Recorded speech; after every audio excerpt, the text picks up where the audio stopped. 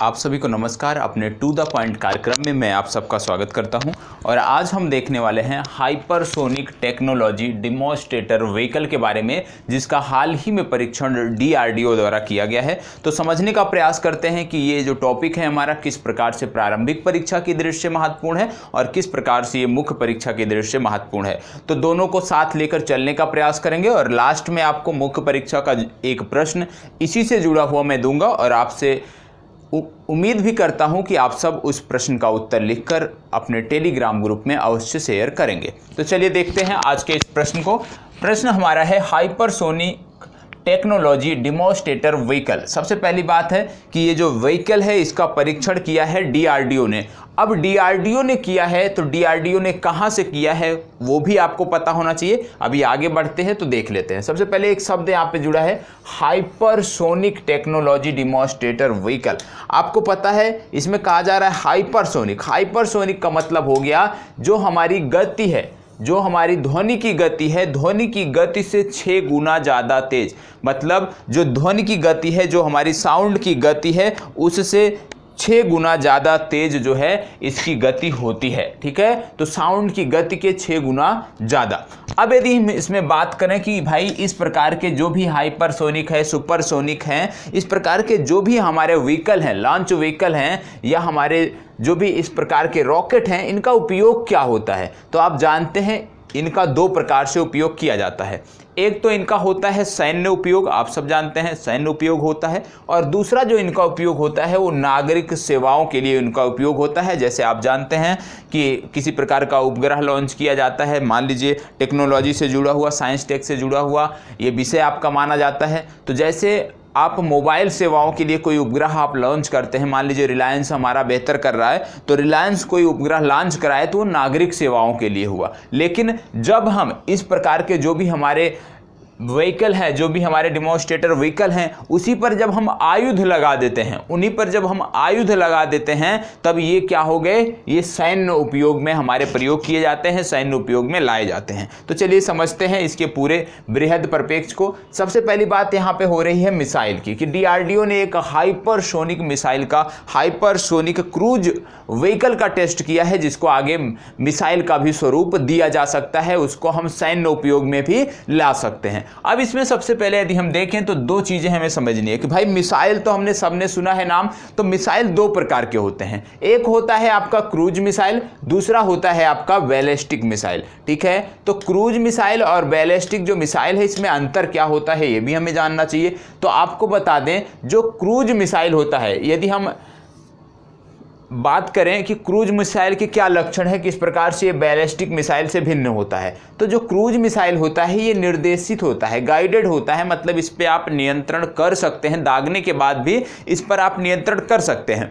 दूसरा यदि हम देखें तो इनकी जो मारक क्षमता, क्योंकि गाइडेड होते हैं, इन पे आप नियंत्रण कर सकते हैं, तो निश्चित तौर पर इनकी जो मारक क्षमता होगी वो ज़्यादा सटीक होगी। तीसरा इनका क्या है, जो इनकी खामी आप देख सकते हैं कि इनकी जो दूरी तय करने की जो क्षमता है वो कम होती है, इनकी जो रफ्तार होती है वो कम होती है। तो याद रखिएगा आज से कि जो क्रूज मिसाइल हैं भले ही गाइडेड होती हैं, भले ही निर्देशित होती हैं, भले ही सटीक हमले करने की काबिलियत होती है, लेकिन इनकी दूरी जो है तय करने की जो क्षमता है, दूरी तय करने की जो क्षमता है वो कम होती है, रफ्तार इनकी कम होती है। किससे कम होती है? बैलिस्टिक मिसाइलों से। बैलिस्टिक मिसाइलों से यदि हम बात करें, एक लाइन में हम समझने का प्रयास करते हैं, तो जो बैलिस्टिक मिसाइल है गैर निर्देशित होते, मतलब एक बार आपने दाग दिया तो फिर भूल जाओ, दागो और भूल जाओ की प्रणाली जो है वो बैलिस्टिक मिसाइलों पर आधारित है। ठीक है, अब बैलिस्टिक जो मिसाइलें हैं मतलब दागो और भूल जाओ, आप कोई नियंत्रण एक बार छोड़ने के बाद, दागने के बाद नहीं कर सकते हैं। और जब दागने के बाद नियंत्रण नहीं कर सकते हैं तो इससे क्या होता है, नुकसान क्या होता है हमारा, कि इनकी जो मारक क्षमता होती है वो उतनी सटीक नहीं होती। मान लीजिए लक्ष्य हमारा परिवर्तित हो गया, तो यदि गाइडेड होगा तो हम उसको परिवर्तित कर सकते हैं लक्ष्य की तरफ, लेकिन यदि गाइडेड नहीं है, उस पर नियंत्रित नहीं कर सकते, हम उस पर नियंत्रण नहीं रख सकते, तो निश्चित रूप से क्या होता है कि उसकी जो मारक क्षमता वो कम हो जाती है, क्योंकि लक्ष्य को साधने की जो क्षमता है वो निश्चित तौर पर कम हो जाएगी। यदि लक्ष्य बदलता है तो ये कारगर वहाँ पे नहीं होती है। दूसरा जो इसका हम देखते हैं बेनिफिट इसका क्या है, तो यदि लक्ष्य स्थिर है, हमारा कोई भी ऐसा लक्ष्य है जो स्थिर है, मान लीजिए किसी नौसैनिक अड्डे को उड़ाना है, किसी आपको थल सेना से, किसी देश की सेना से संबंधित जहाँ पे साजो सामान रखते हैं उसको उड़ाना है, जो चीज़ें स्थिर हैं उस पर तो ये बेहतर काम कर सकती है, क्योंकि इसकी जो दूरी है, दूरी ये बहुत ज़्यादा लंबी दूरी तक ये मार कर सकती है और इसकी जो रफ्तार होती है वो भी ज़्यादा होती है। ठीक है, आइए कुछ अन्य पक्षों को भी समझने का प्रयास करते हैं जिससे चीज़ें और बेहतर ढंग से समझ में आएंगी। सबसे पहले यदि हम क्रूज मिसाइलों को देखें तो क्रूज मिसाइलें जो है 3 प्रकार की होती हैं। पहला होता है सबसोनिक क्रूज मिसाइल, दूसरा होता है सुपरसोनिक क्रूज मिसाइल और तीसरा होता है हाइपरसोनिक क्रूज मिसाइल। अब यदि हम सबसोनिक क्रूज मिसाइल की बात करें तो जो इसकी रफ्तार है वो 0.8 मैक की रफ्तार है। 0.8 मैक की लगभग रफ्तार ये तय कर से जा सकती है, मार कर सकती हैं, जो है सबसोनिक मिसाइलें। दूसरा जो है सुपरसोनिक मिसाइलें। सुपरसोनिक मिसाइलों की यदि हम बात करें तो जो इनकी गति होती है वो 2 से 3 मैक होती है। ये क्षमता पूछा जाता है, प्रारंभिक परीक्षा में महत्वपूर्ण है, तो इसकी क्षमता आप नोट कर लीजिएगा। तो सुपरसोनिक जो मिसाइलें होती हैं इनकी क्षमता होती है 2 से 3 मैक की, और ये स्पीड ऑफ साउंड, जो हमारी ध्वनि की गति है उसकी रफ्तार से चलती हैं। उदाहरण के रूप में भारत में है आपका ब्रह्मोस मिसाइल, और जो ब्रह्मोस मिसाइल है वो सुपरसोनिक क्रूज मिसाइल है, ये आपको पता होना चाहिए। इसकी स्पीड कितनी है? 2 से 3 मैक की ये स्पीड तय करती है। और तीसरा प्रकार हो गया आपका हाइपरसोनिक। हाइपरसोनिक मतलब इसकी जो स्पीड है वो 5 से भी ज़्यादा है, और जब 5 मैक से ज़्यादा की स्पीड होगी तो उसको आप हाइपरसोनिक मिसाइल की श्रेणी में रखेंगे। अब हमने बात किया ब्रह्मोस की, तो एक चीज़ यहीं पे और जान लेते हैं कि जो हमारी ब्रह्मोस मिसाइल है, सबसे पहली तो बात कि जो भी मिसाइलें होती हैं उनमें एक चीज़ और महत्वपूर्ण होता है कि भाई उसको आप दाग कैसे सकते हो। कोई भी मिसाइल है तो उसको किस प्रकार से आप दाग सकते हो ये भी आपको पता होना चाहिए। तो कुछ मिसाइलें होती हैं सरफेस टू सरफेस मिसाइल, मतलब एक जगह से, एक स्थान से दूसरे स्थान पे मार करने वाली मिसाइलें होती हैं। कुछ मिसाइल होती हैं सरफेस टू एयर मिसाइल, कि आप जमीन से हवा में मार कर सकते हो। कुछ मिसाइलें होती हैं एयर टू सरफेस मिसाइल, मतलब जमीन से हवा में मार कर सकते हो। और कुछ मिसाइलें होती हैं एयर टू एयर मिसाइल, मतलब हवा से हवा में मार कर सकते हो। और कुछ जो मिसाइलें होती हैं उसको आप बोल लीजिए sea to surface, sea to air या एंटी टैंक मिसाइल। 3 प्रकार की अन्य मिसाइलें भी होती हैं, जैसे एंटी टैंक मिसाइल हो गया, सी टू सरफेस या सी टू एयर, ये भी मिसाइलों के आपके प्रकार हैं। तो याद रखिएगा कितने प्रकार की मिसाइलें होती हैं। सबसे पहला सरफेस टू एयर, दूसरा सरफेस टू वाटर, ठीक है, सरफेस टू सी आप बोल सकते हैं, तीसरा sea to surface, sea to air, चौथा एयर टू एयर। तो इतनी प्रकार की ये मिसाइलें होती हैं। इसके अतिरिक्त आपका एंटी टैंक मिसाइल आ गया। तो ये मिसाइलों के प्रकार हैं, ये भी आपको पता होना चाहिए। तो जो ब्रह्मोस मिसाइल की खासियत है, इसको आप जमीन से भी दाग सकते हो, हवा से भी, जल से भी। इसका मतलब हो गया जमीन से दागने का मतलब कि आप मिसाइल लॉन्चर से इसको छोड़ सकते हैं। दूसरा हवा से मतलब हो गया कि आप किसी भी लड़ाकू विमान में इसको लगा सकते हैं, वहां से भी इसको फायर कर सकते हैं। तीसरा जल से हो गया, मतलब आप इसको पनडुब्बियों में लगा सकते हैं, युद्धपोतों में भी इसको आप लगा सकते हैं। तो ये प्रकार हो गया आपका ब्रह्मोस का। ब्रह्मोस से संबंधित एक प्रश्न पूछा जा सकता है कि भाई जो ब्रह्मोस है इसका नाम कहां से रखा गया। इसका नाम है BRAHMOS। तो ये जो नाम है ये 2 नदियों के नाम है, क्योंकि ब्रह्मोस मिसाइल जो भारत ने बनाई है ये भारत ने रूस के सहयोग से बनाई है। और जो रूस के सहयोग से बनाई है, रूस की एक नदी है जिसका नाम है मोस्कवा, MOSKVA। तो जो ब्रह्मोस के लास्ट के 3 वर्ड हैं MOS, ये है मोस्कवा जो कि रूस की नदी है। और जो ब्रह्मोस में BRAH है ये आपका ब्रह्मपुत्रा नदी से जुड़ जाता है। तो ये जो ब्रह्मोस नाम रखा गया है ब्रह्मपुत्रा और मोस्कवा नदी, इन 2 नदियों के नाम पे रखा गया है, जिसमें एक रूस की है और एक भारत की है, क्योंकि ये जो वेंचर था, ज्वाइंट वेंचर ने इसको बनाया है। ठीक है, चलिए आगे बढ़ते हैं। अभी तक हमने देखा क्रूज मिसाइलों के प्रकार के। अब जैसे क्रूज मिसाइलों के प्रकार हैं उसी प्रकार से बैलिस्टिक मिसाइलों के भी प्रकार होते हैं, जैसे short range missile, medium range, intermediate range या इंटरकॉन्टिनेंटल रेंज। अब इसमें यदि हम बात करें क्षमता की, जो शॉर्ट रेंज की मिसाइलें होती हैं इनकी क्षमता मैक्सिमम 1000 किलोमीटर तक होती है। जो मीडियम रेंज की मिसाइलें होती हैं इनकी क्षमता 1000 से 3000 किलोमीटर की रेंज में होती है। जैसे यदि हम बात करें पृथ्वी, तो पृथ्वी जो मिसाइल है वो आपका शॉर्ट रेंज में है, लेकिन इसी का जब आ गया पृथ्वी 1, अग्नि 1, तो ये सब क्या हो गए, ये हो गए मीडियम रेंज की। अब आज के देखने को जो मिल रही है अग्नि 2 जो है ये आपका इंटरमीडिएट रेंज में आती है, क्योंकि जिस प्रकार से इनका चरण बदलता जा रहा है, जैसे अग्नि 3, अग्नि 4, तो इसी प्रकार से इनकी मारक क्षमता बढ़ती जा रही है और इसी प्रकार से इनको रखा गया है। तो भारत के जो प्रमुख मिसाइलें हैं, आप पृथ्वी, अग्नि, निर्भय, नाग मिसाइल आपको मैंने बोला था। नाग मिसाइल क्या है, ये एंटी टैंक मिसाइल है। इसी तरह से हमने आपको एक नाम और बताया था, ध्रुवा क्या है, ये air to surface anti tank missile है, ये भी आपको पता होना चाहिए। ठीक है, तो 4 प्रकार के मिसाइलें होती हैं बैलिस्टिक मिसाइल, जिसमें इंटरकॉन्टिनेंटल, इंटरमीडिएट, मीडियम रेंज और शॉर्ट रेंज की मिसाइलें होती हैं। ये भी प्रकार आपको पता होना चाहिए, सबकी क्षमता क्या है। सबसे लास्ट में जो आता है इंटरकॉन्टिनेंटल, मतलब 5500 किलोमीटर से ज्यादा दूरी तक मार करने वाली जो क्षमता वाली मिसाइलें होती हैं उनको आप इंटरकॉन्टिनेंटल बोलते हो। इंटरमीडिएट रेंज मतलब 3000 से लेकर 5500 किलोमीटर तक मार करने वाली क्षमता जिन मिसाइलों की होती है उनको आप इंटरमीडिएट रेंज की मिसाइलें बोलते हैं। सबसे पहली बात, अब आपको एक चीज और जानना है कि ये जो परीक्षण हुआ ये कहां से हुआ।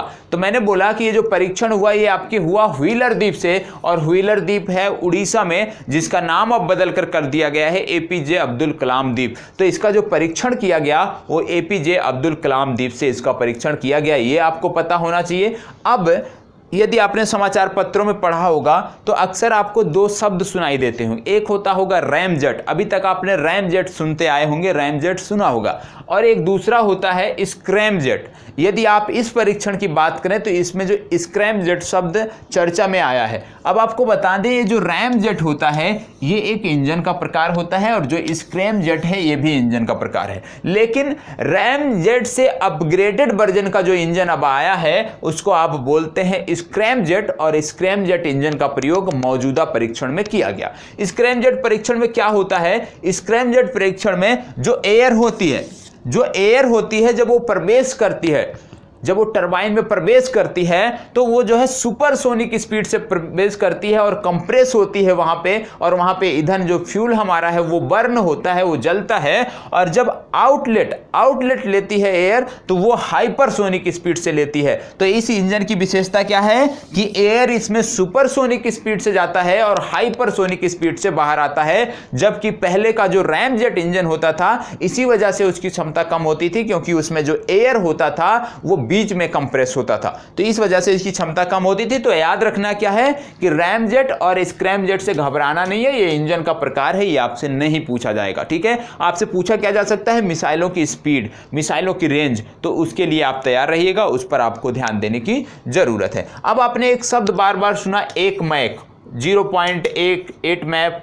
1 से 2 मैक, 3 से 4 मैक, ये है क्या? तो 1 मैक का मतलब होता है 1192.68 किलोमीटर प्रति घंटा। मतलब यदि किसी मिसाइल की स्पीड 1 मैक है, मतलब उसकी जो गति है यदि किलोमीटर में हम देखें तो 1192 किलोमीटर प्रति घंटा की रफ्तार से वो आगे बढ़ेगी। तो इसको भी आप नोट कर सकते हैं, 1 मैक बराबर 1192.68 किलोमीटर प्रति घंटा। ठीक है, अब सबसे पहली बात आती है कि मुख्य परीक्षा का क्या प्रश्न हो सकता है। आपने समझा क्रूज मिसाइलों के बारे में, बैलिस्टिक मिसाइलों के बारे में, प्रकारों में भी आपने देखा। अब आपको जो मुख्य परीक्षा का प्रश्न नोट डाउन करना है उसको आप नोट डाउन कर लीजिए, जिस पे आप विधिवत एक उत्तर लिखकर आप भेजेंगे। तो मुख्य परीक्षा का प्रश्न है कि क्रूज मिसाइल और बैलिस्टिक मिसाइल में क्या अंतर होता है। क्रूज मिसाइल, दूसरे शब्दों में आप लिख लीजिए, क्रूज मिसाइल बैलिस्टिक मिसाइल से किस प्रकार भिन्न है। नोट कर लीजिए, क्रूज मिसाइल बैलिस्टिक मिसाइल से किस प्रकार भिन्न है, इतना नोट करिए, फिर आगे बताते हैं। 2 भागों में आपका ये प्रश्न है। पहला हो गया क्रूज मिसाइल बैलिस्टिक मिसाइल से किस प्रकार भिन्न है। इसके बाद आपको बताना है hypersonic technology demonstrator vehicle, hypersonic technology demonstrator vehicle के महत्व पर चर्चा कीजिए। ठीक है, तो प्रश्न क्या हो गया, क्रूज मिसाइल आपका बैलिस्टिक मिसाइल से किस प्रकार भिन्न है, क्रूज मिसाइल बैलिस्टिक मिसाइल से किस प्रकार भिन्न है, हाइपरसोनिक टेक्नोलॉजी डिमॉन्स्ट्रेटर व्हीकल जो हाल ही में चर्चा में था, इसके महत्व पर चर्चा कीजिए। ठीक है, तो सबसे पहले अपने प्रश्न के पहले भाग में आप बताओगे कि क्रूज मिसाइल जो है वो बैलिस्टिक मिसाइल से किस प्रकार भिन्न है। इसके बाद आप बताओगे कि हाइपरसोनिक टेक्नोलॉजी डिमॉन्स्ट्रेटर व्हीकल के क्या महत्व हैं, इसका क्या यूज है। ठीक है, अब इसके यूज पे थोड़ी सी हम बात कर लेते हैं, क्योंकि प्रश्न दे दिया तो अब चीज़ें आप ज़्यादा ध्यान से सुनेंगे, ज़्यादा महत्व की चीज़ें आप कैच करेंगे। अब इसमें हो गया हाइपरसोनिक टेक्नोलॉजी डिमॉन्स्ट्रेटर व्हीकल, इसकी आवश्यकता क्यों थी। आप जानते हैं कि लगातार जो विभिन्न देश हैं, जैसे अमेरिका हो गया, रसिया हो गया, तो बहुत सारे देश, यहाँ तक कि पाकिस्तान भी लगातार लंबी दूरी तक मार करने वाली मिसाइलों के निर्माण में लगा हुआ है।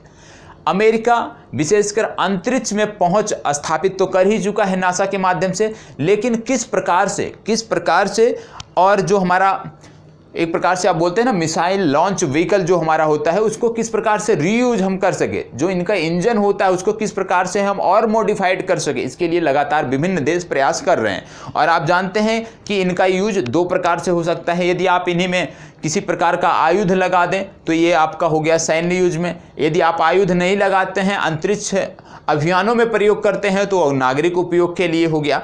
तो इस प्रकार की आवश्यकता क्यों पड़ी, क्योंकि अभी तक हम जो यूज करते थे उसमें रैम जेट इंजन का प्रयोग होता था, और जो रैम जेट इंजन का प्रयोग होता था उसकी जो मारक क्षमता होती थी, जो तय करने की उनकी दूरी तय करने की क्षमता होती थी, जो उनकी स्पीड होती थी, वो उतनी अच्छी नहीं होती थी। क्योंकि अमेरिका हो गया, रूस हो गया, ऐसे विश्व के बहुत सारे देश हैं जो लगातार आगे बढ़ रहे हैं रैम जेट के स्थान पे और पावरफुल इंजनों का प्रयोग कर रहे हैं। तो डीआरडीओ ने भी बेहतर प्रयास किया है और स्क्रैम जेट इंजन का प्रयोग करके एक हाइपरसोनिक टेक्नोलॉजी डेमोन्स्ट्रेटर व्हीकल का परीक्षण किया है, जो परीक्षण सफल रहा है और भारत उन चुनिंदा देशों की श्रेणी में अब शामिल हो गया है जिनके पास हाइपरसोनिक टेक्नोलॉजी वर्तमान समय में है। तो ऐसे चुनिंदा गिने चुने देश हैं जिसमें भारत भी अब शामिल हो गया है। और यदि भारत चाहे वर्तमान समय में, तो चाहे वो चीन हो चाहे पाकिस्तान हो, दोनों पर बढ़त हासिल कर चुका है। क्योंकि यदि हम देखें इस प्रकार की मिसाइलें किसके पास हैं, तो या तो अमेरिका के पास हैं या तो रसिया के पास हैं।